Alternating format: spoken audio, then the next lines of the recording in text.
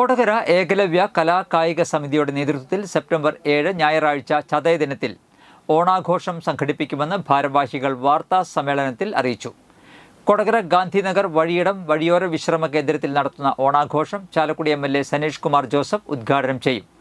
Thomas Franklin USA മുഖ്യാതിഥിയായി പങ്കെടുക്കും. ചടങ്ങിൽ നിർധനർക്ക് പച്ചക്കറി പലവ്യഞ്ജന കിറ്റുകൾ വിതരണം ചെയ്യും.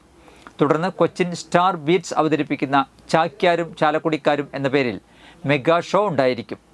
കൊടകരയിൽ നടത്തിയ വാർത്താ സമ്മേളനത്തിൽ ഏകലവ്യ കലാകായിക സമിതി സെക്രട്ടറി TG അജോ, രക്ഷാധികാരി ജോയ് നെല്ലിശ്ശേരി, കൺവീനർ KV ശ്രീജിത്ത് എന്നിവർ സംസാരിച്ചു. ഏകലവ്യ കലാകായിക സമിതി ഈ വർഷവും ഓണത്തിന്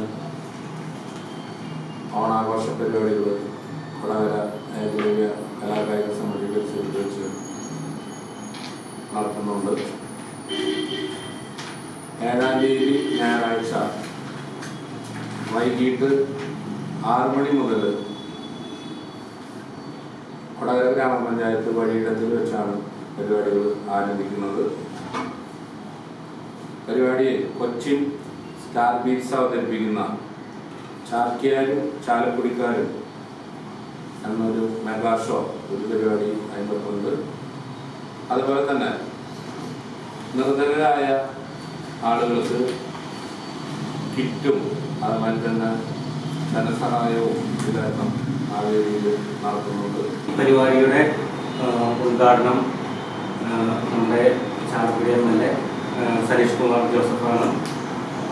അതേപോലെ തന്നെ നമ്മുടെ മുഖ്യ അതിഥിയായി എത്തുന്നത് തോമസ് ഫ്രാങ്ക്ലിൻ USA ആണ്.